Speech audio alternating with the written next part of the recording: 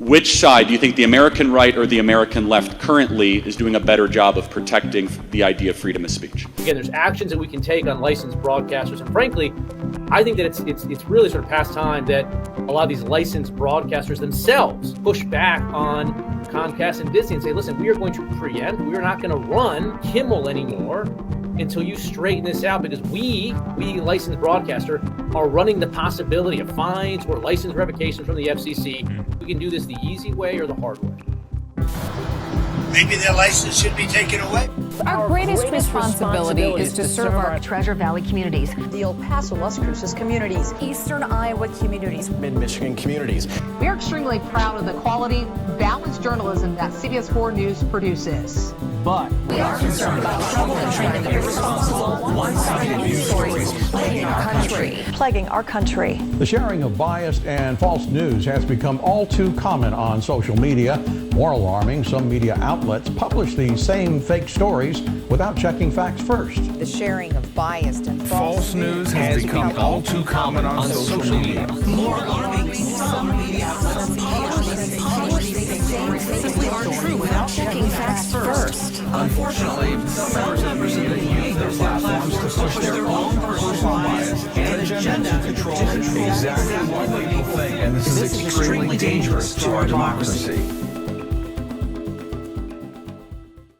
So if there's one thing I hate in this country is when people try to control other people's speech, or especially when the government tries to come in and say what we can and can't say. They try to control what we can and can't say. Free speech is probably one of the most important things we have in this country. It's the backbone of our society. It's the reason that you're allowed to call Donald Trump a dickhead. And it's the reason that you can say Jimmy Kimmel is probably the unfunniest comedian to ever grace late night comedy, or whatever you want to say.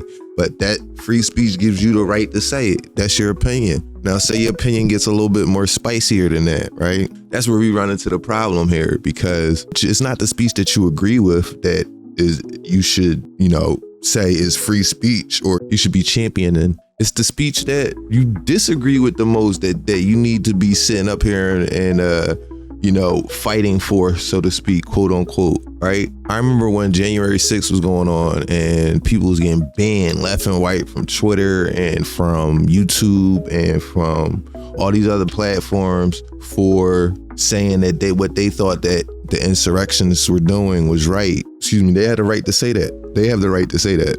I personally don't believe that a company like Twitter or Google, YouTube, whatever the platform may be, Instagram, Facebook, I don't think that they should be monitoring so much what we say, as long as we are not inciting violence. Now, saying march down to the Capitol is not inciting violence. Now, if you're telling people to break into the Capitol, if you're telling people to quote unquote hang Mike Pence, that's a different story. I feel like that should be censored. Now, that's a private platform telling a private citizen what they can and can't say. Like, we're good. We on a scale of censorship, that probably is the least worrying thing, right? Because private company could do whatever they want. I don't agree with it, but they could do whatever they want. There was a dude from MSNBC that got fired recently, right after Charlie Kirk was assassinated. He said one of the most divisive, especially divisive younger figures in this, who is constantly sort of pushing this hate speech, or this is the absolute linchpin, I think, of this democracy functioning normally. This is the linchpin of the way that we discuss in civil debate. This is actually, the people want to talk about what Charlie Kirk stood for. This is exactly what he stood for, was free speech. This is exactly what he wanted. He would have hated to see Jimmy Kimmel fired over some silly comments about the president. But listen, it's not about Jimmy Kimmel. It's not about his statements it's not even about Charlie Kirk. This is about the government, Donald Trump, in this case, the president of the United States, wanting his own way. He is a autocrat. He's a narcissist. All he cares about is having Donald Trump's way. This ain't even about, if you really want to get down to it, man, America is not even about left versus right. I'm gonna get into it more in my FBI video about the assassination of Charlie Kirk, but this isn't about political party, right? We've seen the government use national tragedies as excuses to clamp down on our civil liberties, quote unquote civil liberties, if we even had them to begin with. I mean, and that gets into philosophy. Like, these are concepts: free speech, democracy. All these are concepts. All these are things that are ideas that need to be held together by the people. But if there's certain people that want the government sending National Guards or military members into their neighborhoods to quote unquote clean up the streets, I mean, that's the kind of country we're going to have. Liberty, that's an idea. Democracy, that's an idea. Free speech, that's an idea. These are all ideas that the people who created this country thought would be a good idea for this country. But if we're in a different time period now, where I've heard Christian nationalists like Charlie Kirk argue that we need to get rid of some of those civil liberties. Now, he didn't say that about free speech, but he did say that about gay marriage. He did say that about certain protections afforded to people under the Civil Rights Act, which he said was a monumental mistake. But back to Jimmy Kimmel, there's a lot of people that disagree with what he said. I think that the fact that here we are in this country where Charlie Kirk is going for his rhetoric. Jimmy Kimmel's now getting fired from TV for his rhetoric. And we're at a place where, in this country, where the bigger guns you have, I guess, quote unquote, and it's a figure of speech, but the bigger guns you have, the more power you have. People look at politics as, liberal versus conservative, Democrat versus Republican. Politics is a game of power. Politics is a game of trying to gain and exert that power. So this is absolutely crazy to think that this is where America is at this point in time. But the FCC chairman got on national TV and sort of tried to bully ABC, or said that they should do this or should do that. Very concerted effort to try to lie to the American people about the nature, as you indicate, of one of the most significant, newsworthy public interest acts that we've seen in a long time. And what appears to be an action by Jimmy Kimmel to play into that narrative that this was somehow a MAGA or Republican motivated person. If that's what happened here with his conduct, that is really, really sick. And I've been very clear. They have a license granted by us at the FCC, and that comes with it an obligation to operate in the public interest. Obviously, look, there's calls for Kimmel to be fired. I think, you could certainly see a path forward for suspension over this. And again, the FCC is going to have remedies that we could look at. And again, we may ultimately be called to be a judge on that. But yes, this also strikes me as sort of conduct that to some extent shows some sort of desperate irrelevance. I mean, look, NPR has been defunded. PBS has been defunded. Colbert is retiring. Joy Reid is out at MSNBC. Terry Moran has gone from ABC and now admitting that they are biased. CBS has now made some commitments to us that they're going to return to more fact-based journalism. And so I think you see some lashing out from people like Kimmel, who are frankly talentless.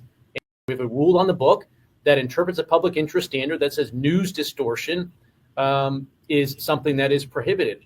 Likewise, we have a rule that addresses broadcast hoaxes. And so, again, over the years, the FCC has stepped back from enforcing it, and I don't think it's been to the benefit of anybody. Just look at the credibility of these legacy media. It's absolutely through the floor. They used to be able to say at least they were more trustworthy than Congress, but now they're even less trustworthy than Congress. And so I think as a business matter for them, something has to change. And at the FCC, we need to reinvigorate this. So again, there's actions that we can take on licensed broadcasters. And frankly, I think that it's really sort of past time that a lot of these licensed broadcasters themselves push back on Comcast and Disney and say, listen, we are going to preempt. We are not going to run Kimmel anymore until you straighten this out, because we licensed broadcaster are running the possibility of fines or license revocation from the FCC if we continue to run content that ends up being a pattern of news distortion. So I think, again, Disney needs to see some change here, but the individual licensed stations that are taking their content, it's time for them to step up and say, this, garbage, to the extent that that's what comes down the pipe in the future, isn't something that we think serves the needs of our local communities. But a final question to you. Do you believe that what Jimmy Kimmel said rises to the level of news distortion? Look, again, the FCC could be called upon to be an ultimate judge in that, but at this point, I think it's clear. It appears to be clear that you could make a strong argument that this is sort of an intentional effort to mislead the American people about a very core, fundamental fact to a very important matter. At the end of the day, if we do get called upon to cast a vote on this, Disney will have a chance to put in their arguments and explain it. But this is a very, very serious issue right now for Disney. Yes. Thank you very much, Mr. Chairman. If you don't realize how that's over the line, it's way over the line that we've now entered into what Democrats were warning of way before Trump became president. If you don't know anything about Project 2025, if you don't pay attention to politics, you're not going to know about a lot of what Trump was planning to do or what people around him were planning to do before he got into office. And now that he's in office, all those things are being put into place. I might make a video later just about Project 2025, but yeah, it's a scary, dystopian, dark, nightmarish place for anybody who's not MAGA, anybody who's not right-wing Christian nationalist. Nobody in this country, I don't think, after a while is going to be safe. And it's not even Trump he wants to push fascism. That's not even a thing. Like, Trump does not have a coherent ideological foundation for his beliefs. Let's just put it like that. Trump wants money. He's a greedy person who wants money. He wants fame. He wants attention, and he wants his way above all else. And he wants people to not criticize him, right? He wants to be Dear Leader Trump, Dear Daddy Trump, and he is Dear Daddy Trump to a lot of the MAGA folks. But that's what he wants the whole country to look at him as. The way that MAGA looks at him, that's the way he wants the whole country to look at him. And he's not going to stop until he gets as close to whatever reality he's trying to paint for himself. Trump's moves against media outlets mirror authoritarian approaches to silencing dissent. It's happening here now. There is pushback.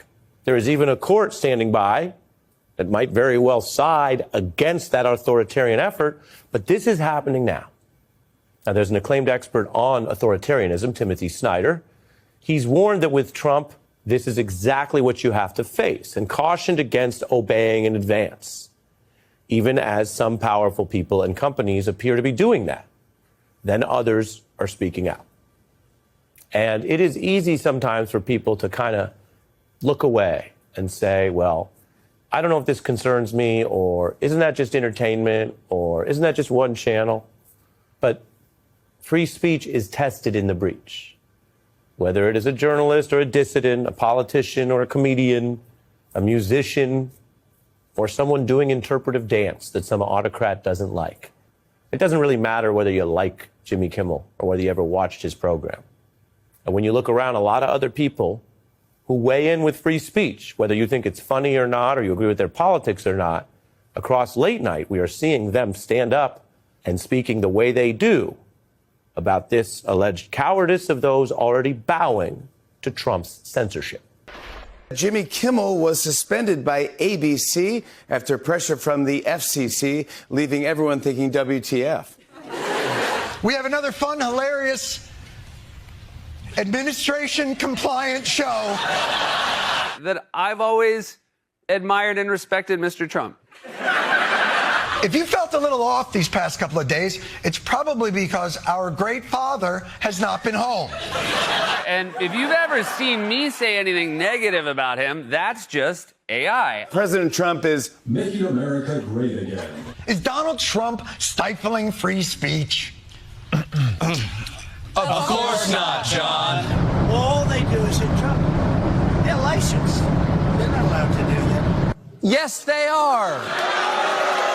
There's a reason free speech is in the very First Amendment. It stands above all others. You might even say it's... Now, it's never going to be the reality that you can't force people to like you. You can't force people to agree with you.